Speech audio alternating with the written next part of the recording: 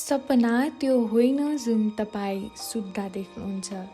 सपना त त्यो हो जसले तपाईँलाई निदाउन दिँदैन। तपाईँले जीवनमा धेरै सपना देख्नुहुन्छ, तर ती पुरा गर्नका लागि तपाईँको योजना कति स्पष्ट छ? किन केही मानिस मात्र सफल हुन्छन्? किन धनीहरू झन् धनी बन्दै जान्छन्? किन केही मानिसहरू चाहेर पनि आफ्नो सपना पुरा गर्न सक्दैनन्? आज म तपाईँलाई सफल व्यक्तिहरूले अपनाउने गोल सेटिङको गोप्य सूत्र बताउन गइरहेकी छु।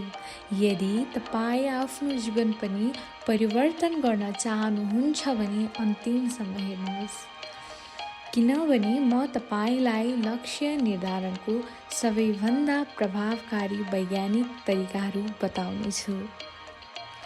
पहिलो रहेको छ, किन लक्ष्य निर्धारण महत्त्वपूर्ण छ? के तपाईँ कहिले बिना नक्सा यात्रा गर्नुभएको छ? सोच्नुहोस्, तपाईँ एकदमै ठुलो जङ्गलमा हुनुहुन्छ, तर तपाईँलाई गन्तव्य थाहा छैन। के तपाईँ सही स्थानमा पुग्नुहुन्छ? पक्कै पनि होइन। जीवन पनि यस्तै हो। यदि तपाईँले स्पष्ट लक्ष्य तोक्न सक्नु भएन भने तपाईँ सधैँ भौतारिरहनुहुन्छ। सफल व्यक्तिहरू, चाहे उनीहरू एलन मस्क हुन् वा विराट कोहली, सबैको जीवनमा स्पष्ट लक्ष्य हुन्छ। अर्को रहेको छ, स्मार्ट लक्ष्य निर्धारण, सफलताको वैज्ञानिक सूत्र। यसमा हजुरलाई म बताउन गइरहेको छु स्मार्ट शब्दको विशेषता, जुनमा एउटा छुट्टै विशेषताहरू लुकेका छन् एउटा लेटरमा। त्यो हो स्पेसिफिक, स्पष्ट लक्ष्य बनाउनुहोस्। मेजरेबल, नतिजा मापन गर्न सक्ने लक्ष्य तय गर्नुहोस्। अचिभेबल, यथार्थपरक लक्ष्य राख्नुहोस्। रिलेभेन्ट, आफ्नो उद्देश्यसँग मेल खाने लक्ष्य राख्नुहोस्। टाइम बाउन्ड, लक्ष्य प्राप्त गर्नको लागि निश्चित समय सीमा निर्धारण गर्नुहोस्।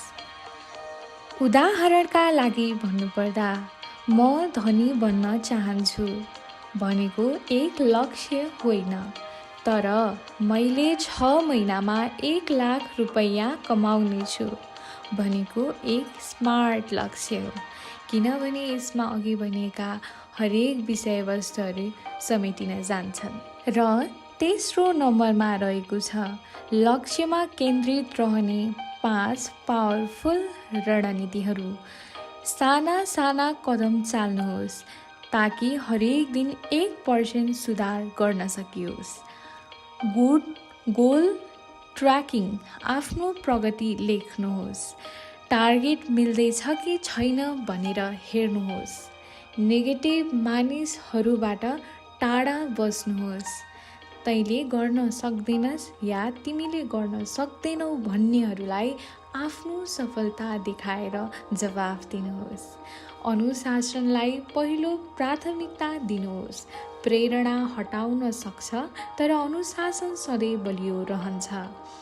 सेल्फ बिलिफ, यदि तपाईँ आफूमाथि विश्वास राख्नुहुन्न भने अरूले किन गर्ने?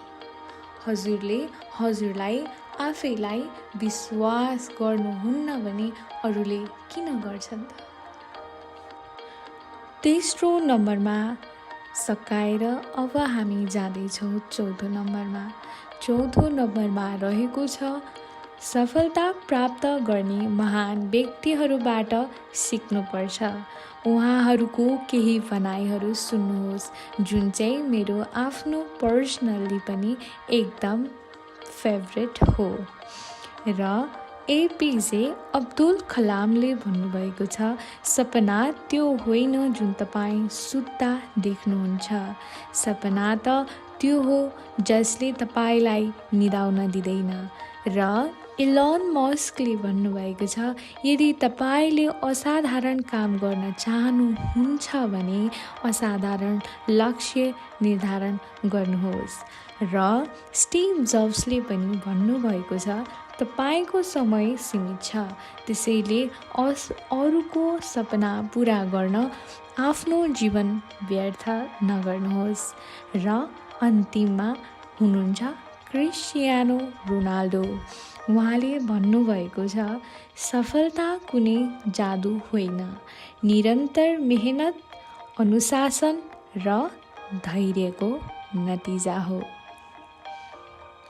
अब भने निर्णय तपाईँको हातमा छ। तपाईँको सफलताको मार्ग रोज्नुहुन्छ कि असफलताको?